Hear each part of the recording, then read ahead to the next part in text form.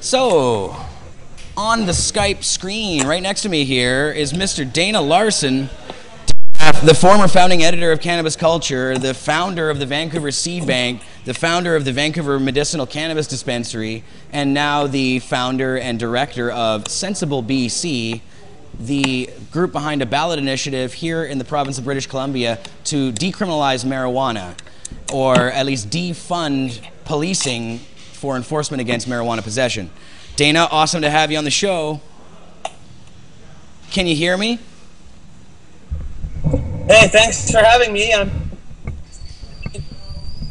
Terrace, BC, in the Walmart Park. Uh-oh. Now, Dana, it's a little choppy here. We're not getting you 100%. How are you connected to us? Can you hear me out there? This is my iPhone hotspot. Okay, now we can hear you. Okay, good stuff. All right, so where are you again? Tell the audience where you're at. I'm in Terrace, BC. I just pulled into the Walmart parking lot to have a little chat with you. Fantastic. Nice Walmart they have there? I haven't been inside. I'm not planning on stopping in. Well, thanks for pulling off the road for us, Dana. Is the traffic pretty crazy on your travels? I know you're jumping around a lot. Well, since October 17th, I've been everywhere from Hope to Sparwood, from Prince Rupert to Fort St. John, from Prince George to Grand Forks. I've been all through the interior and the north and the Kootenays, spreading the news about how we can change the cannabis laws in British Columbia. Yeah, that's fantastic. And so how's reaction been in some of these places? Well, I've been getting some really good local media coverage, and we've had a pretty good turnout, and the numbers keep growing and increasing everywhere we go as the word spreads more and people hear about it. In Cornell, it was packed with over 30 people showing up, standing room only, very supportive crowd, and this is really just the first wave of what's going to be quite a long campaign.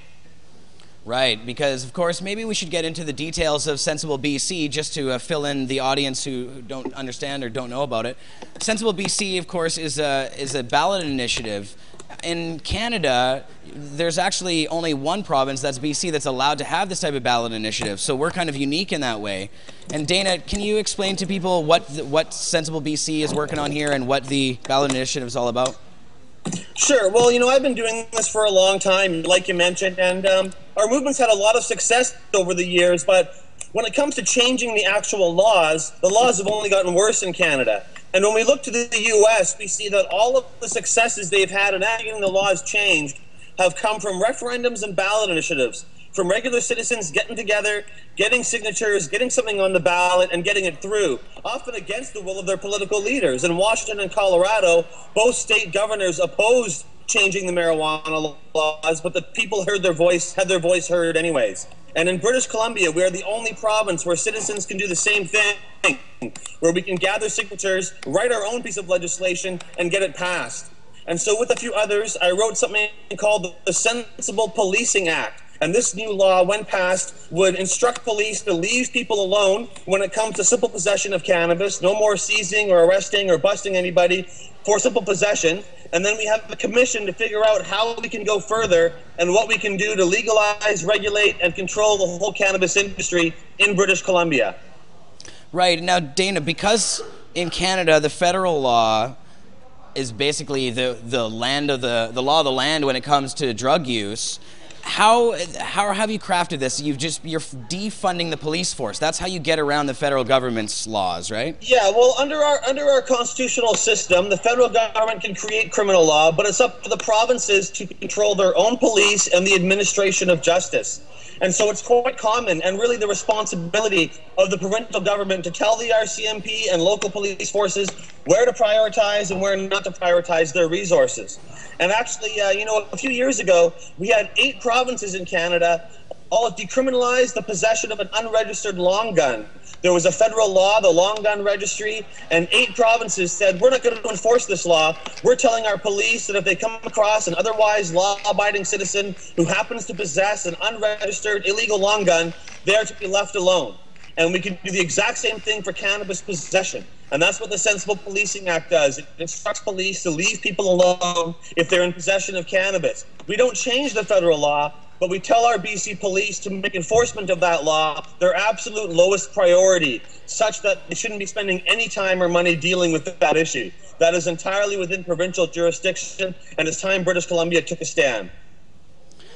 Yeah.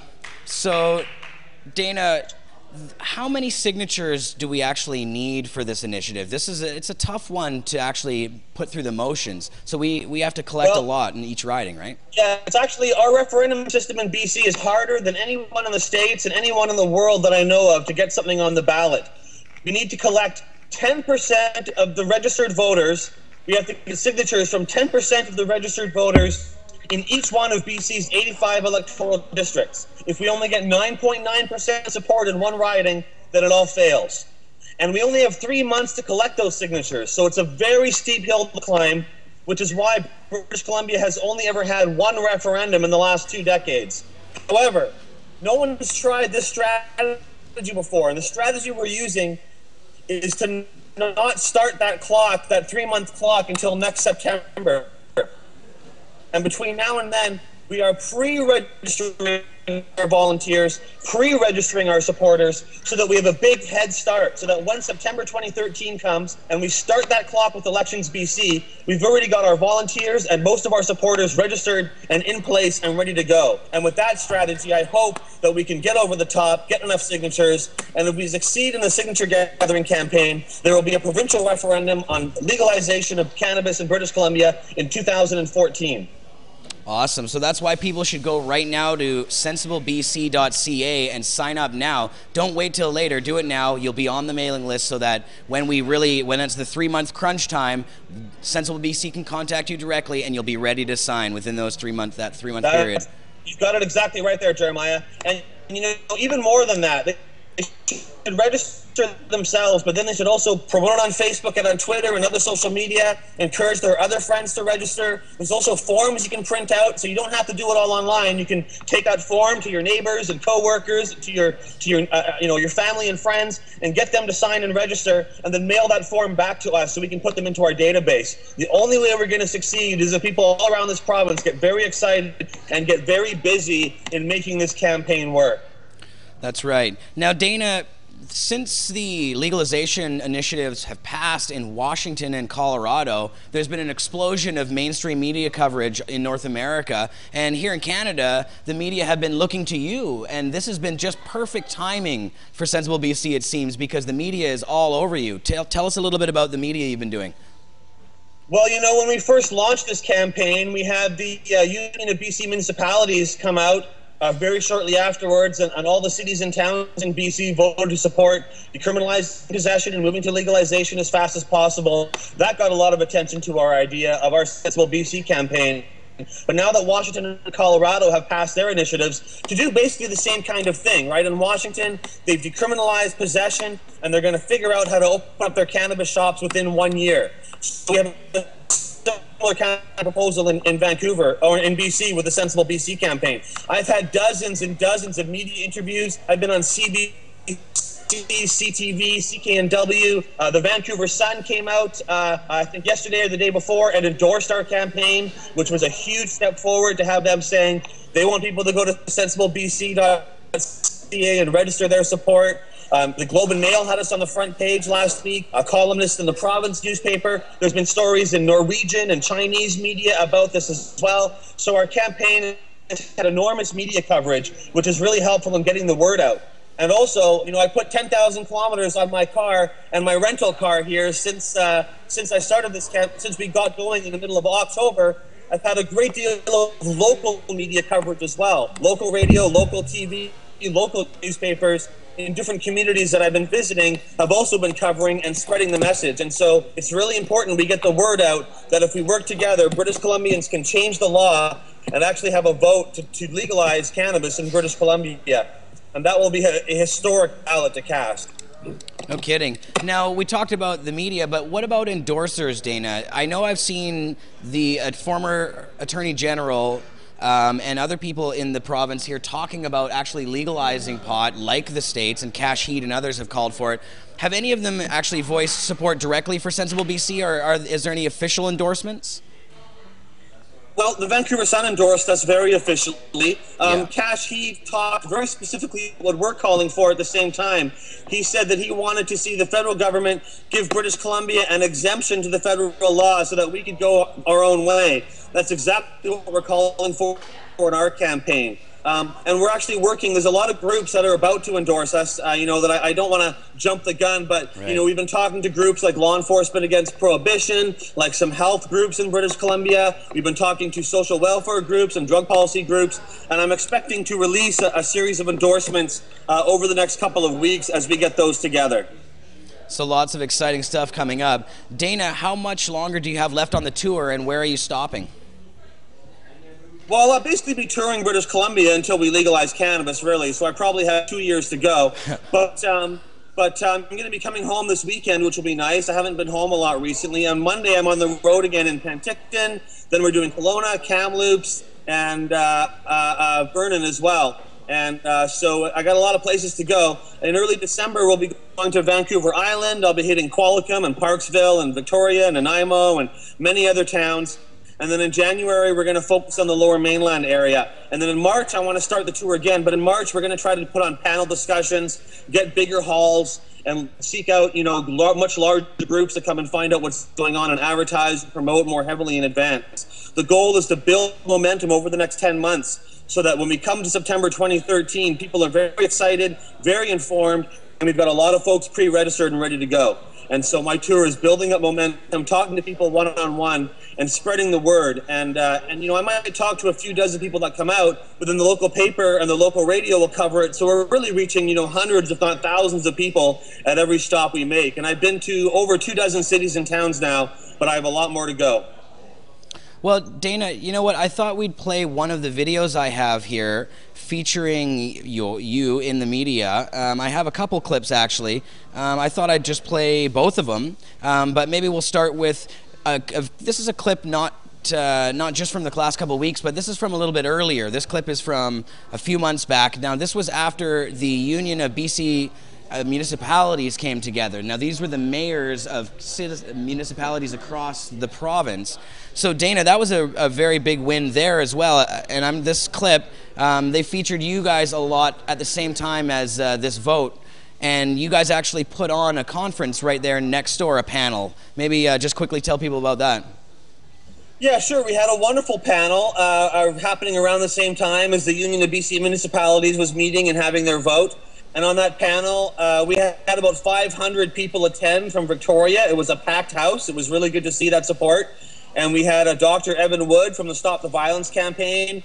We had a Constable David Bratzer, who's the head of Law Enforcement Against Prohibition in Canada. We had the Mayor of Metchosin, John Rands. We had Nicholas Simons, who's the NDP MLA for the Sunshine Coast. And it was moderated by Philippe Lucas, who was a former city councillor from Victoria and the founder of the Vancouver Island Compassion Society. And it was really educational. A lot of people learned about, how we can change the laws, about the problem with our current laws. And we want to do similar kind of panels like that all around the province. But we got some great video from it, and I'm sure our watchers will like to see what happened there. Cool. We'll play this clip, and then we'll come back with a little bit more with Dana Larsen. Hey, thank you. Mayors was the first to speak out. Then several people who served as Attorney General joined in. And now the province's local politicians are calling for the decriminalization of marijuana. Ed Watson joins us from Victoria. And Ed, this is hardly a new debate, but the idea does seem to be gaining some momentum. Well, they've got some momentum, but this was not anywhere near to a unanimous vote. There were still many people opposed to the idea of decriminalizing marijuana, which wouldn't legalize the distribution and production of the stuff, by the way. It would just eliminate the criminal penalties for the possession of small amounts. And even though advocates have a bit of momentum, they are still facing a rather large obstacle. All those in favor of the recommendation? Opposed? The item passes. It was by no means unanimous, but it's still an historic vote in a debate that has gone on for decades. And it's not just because they want to end the prohibition on the possession of marijuana. In some ways, it's a cry for help, a cry to fix a system many believe is broken. This isn't working. If something doesn't work, it's time to look at a different solution. And that's what I'm hoping that the next levels of government will look at. BC's marijuana industry is a multi-billion-dollar enterprise run by organized crime, and it affects virtually every municipality in BC. In the last 6 months, there's been 3 gang-related murders in our city. As a city The attempt to combat street violence and crime was a common theme in today's debate, but not the only one. I think it's about being progressive. I'm not going to judge someone whether or not they smoke pot. I mean, I tried it when I was younger. I turned out okay. You know, and In May, the premier sort of admitted she tried pot in high school, but said she still wouldn't lobby Ottawa to change the law. It just adds to the momentum. The momentum for change may be growing, but the government's position is the same. The issue is whether the federal government is in a position or has the willingness to even contemplate changes to the criminal code. It's their jurisdiction, and we'll certainly await their comments on this matter. The people who smoke marijuana, they're not criminals. Marijuana advocate Dana Larsen sees today's vote as a victory. He's recently started an initiative campaign trying to get enough signatures to prevent the police from enforcing federal law. It's a long shot, but it's clear more and more people believe something has to change. Okay, Ed, so the resolution is passed. What happens now? Well, the resolution will be passed to both the federal and provincial governments, but don't expect too much to happen. The federal Tories have already said on a few occasions that they're opposed to decriminalizing marijuana, but the Conservatives hold 21 of 36 seats in British Columbia. If shifting public opinion threatens those seats, that's the sort of practical politics that might just get the government's attention. Mike, Tamara? Okay, thanks a lot. All right. So, Dana, that was some good, there has been some good video press coverage of you too. You were saying CTV, CBC, everybody's been after you since the legalization vote, I guess.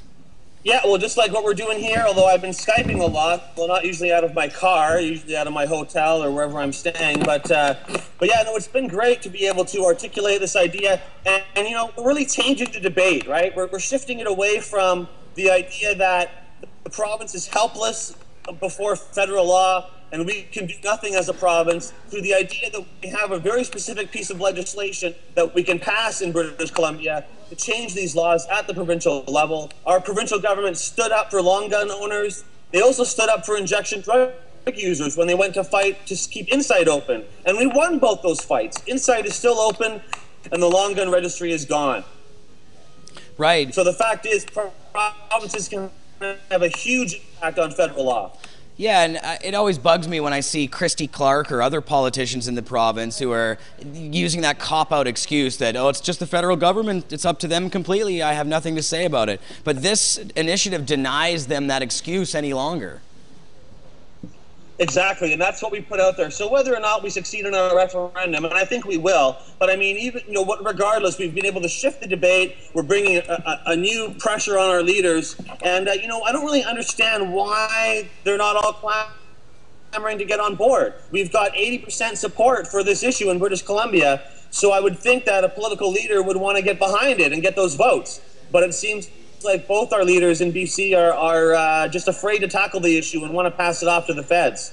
Now, why do you think that's because the voters they're trying to target are those swing voters or those people who might be undecided in certain ways, and so maybe that's who they're targeting, or maybe it's just older people? I never understood that either. I just don't get how it doesn't seem like a politically risky issue to really come forward on.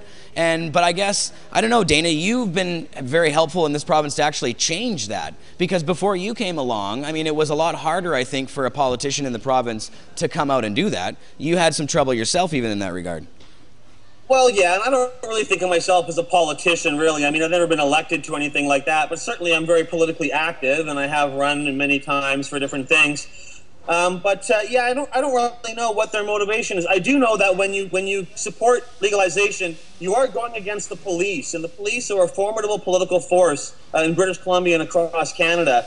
And the RCMP has had a big impact in many elections in our country by launching investigations during election campaigns, or by or by sort of targeting different leaders. So, you know, maybe they're afraid that the RCMP is going to give them a hard time, but I don't really know why there's the fear of this issue, especially when they're willing to stand up against the long gun registry and for Insight, both of which, whatever you feel about them, both of which have got less popular support than changing the cannabis laws does. So, you know, I think whoever really gets on board with this is going to be able to run with this issue and have a lot of political success. Right, and I mean, it's because of these initiatives in the U.S., them being the first to really legalize on the planet, basically. I mean, that's going to make it a heck of a lot easier for the politicians in Canada and politicians all around the world to come forward and change their views on this. Do you think that the political impact of this... A lot easier. Well, I was just going to say that, you know, part of the argument in Canada, often the argument ends with, yeah, you're right, we should change the marijuana laws, but America will freak out and they'll shut down the border and they'll invade us, and so we can't do it, even though we probably should. And so having... Uh-oh, we lost you there for a second, Dana. We lost your audio. Maybe give it a sec. It's probably just a bad connection. You're frozen. Hello. Oh, there you are. You're back now, Dana. You got me now? Yeah, I can hear you again. There, okay. Yeah, we just missed the last part of what you said there. Uh-oh. I guess it's a little choppy right now. Well, you know what? I'm going to actually play another video here of Dana. This is one from just last week. This is in... basically after the coverage or as part of the coverage of the Washington and Colorado initiatives. So let's check this out and then we'll try and get Dana back on Skype. With their own... You might say the buzz is a long way from wearing off in Washington state.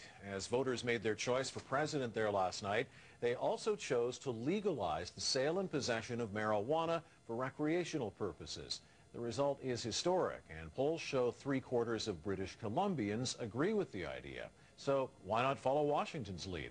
CTV's Scott Roberts reports. It was celebration central at this party in Seattle last night as Washington state voted to legalize the possession and use of marijuana for adults. This means the world to us. It's a great step forward.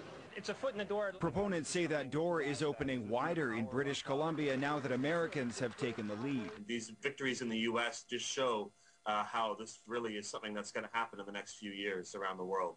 Dana Larsen is on a cross-provincial tour trying to bolster support for a petition that would prohibit police here from enforcing simple possession laws. The petition has been approved in principle by Elections BC, meaning if he gets 400,000 signatures, it could spark a referendum. I'm very confident that we would win the referendum if we can get it to a vote. The hard part is getting all the signatures, and that's what we're working on now. BC has long had a reputation for its liberal views on pot. Remember this place, the Dekine Cafe? In 2004, it openly sold marijuana for months, the owners saying Vancouver police knew and chose to look away. Since then, the federal government has cracked down on drug laws, the Prime Minister issuing this statement today. Other jurisdictions are free to do as they please. This government will not be legalizing marijuana. Would you support a referendum on this issue? You know what? I support the federal government making this decision. But a growing number of people are calling on the province to move first, and it wouldn't take a referendum. Certainly provinces have the ability to take a next step. Critics say the Attorney General could direct the Crown to ease prosecution of possession charges. The provinces have the mechanisms to dull the impact of federal government stubbornness in not changing the law. But so far they're not exactly eager to use it, leaving the debate over legalization to linger on. Scott Roberts, CTV News. Okay, we're back in one. All right. Guess we're back. Yeah, so great coverage. It's really great to see so many high-profile people here in British Columbia, like politicians in that video, supporting and coming forward and talking about this. It's just what we need. It's finally caving in. So let's just hope that that we can actually get this one done. Dana, how can people help out now besides going to sensiblebc.ca and signing the form there? How else can people help? Well, I just want to say, first of all, that although it feels like we're really close to success, we can't be complacent. We can't think it's only a matter of time. People thought marijuana was about to be legalized in the 1970s, and we had politicians and the conservatives, Joe Clark, and the liberal Pierre Trudeau. We had Jimmy Carter in the U.S. all saying it was time to change the marijuana laws. A whole generation has gone by, and we haven't changed these laws except for the worse. So we can't be complacent. We got to get involved. So if you want to help out, like we said, register yourself. Register your friends and family. We'll certainly take donations. We need money. Call your local MLA and tell them we want you to pass this law without the expense and the hassle of a referendum. Call Christy Clark and Adrian Dix. We actually have an email system on our website where you can go to sensiblebc.ca/petition and you can send an email to the two main political leaders telling them you want them to support the Sensible BC campaign. So spread the word. Let people know about it. Get the message out there and get that support happening. And check if we're coming to town. Sensible BC/tour. We've got a lot of dates listed on there. Find out when I'm coming to your town. We have promotional posters you can print out and put up in your neighborhood. You can tell your friends, call the reporters, make sure they know we're coming, and bring your friends out to the events. We have a lot of support. And you can put on your own events too. Bring a bunch of your friends over, get them all to sign up, get them all to register to vote as well. Got to register a voter for your signature to cast on the final next September. So have little parties, have little Sensible BC parties. I can talk to people by Skype if they want.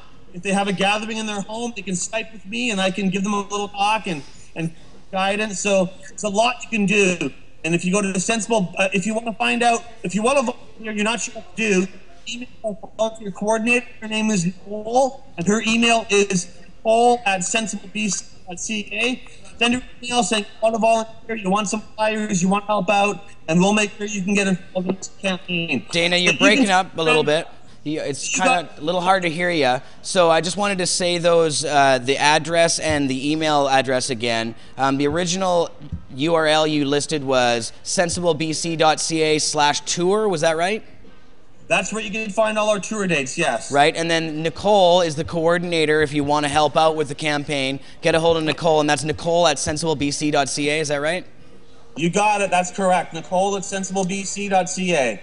Fantastic. So that's how you can get involved with the campaign. Go now to sensiblebc.ca. Please sign up. Tell your friends in BC. Spread it around everywhere. Dana, thank you so much for pulling over and doing an interview, side-of-the-road interview with us. I hope you have safe travels on the rest of this leg of your trip, and I can't wait to see you back here soon. I'm flying home tomorrow, so I'm looking forward to being home in my own bed for 2 nights, and then we're in Penticton on Monday. Excellent. Well, as I was saying before, I'm actually hoping to come along with you on at least a small part of the tour, maybe when you get over to Vancouver Island, so maybe we can do some live broadcasting on the way or something. That sounds great. That'll be in early December. We're hitting all of Vancouver Island over those 2 weeks. So if you live on Vancouver Island, go to sensiblebc.ca/tour and find out when I'm going to be in your town. Awesome. Dana Larsen, thank you so much. sensiblebc.ca. Go check it out now. We got to decriminalize in BC. We have to follow in the footsteps of Washington and Colorado, and we don't want to send people to jail anymore for flower crimes. Thanks, Dana. It's an idea whose time has come, and let's make it happen. Let's not pass it off to the next generation. Keep up the good work, Jeremiah, and hello to everybody at PAW TV, and thanks for your support and help. Together we can make this change. Awesome. Thanks, Dana. Okay, love you, bye-bye. brother.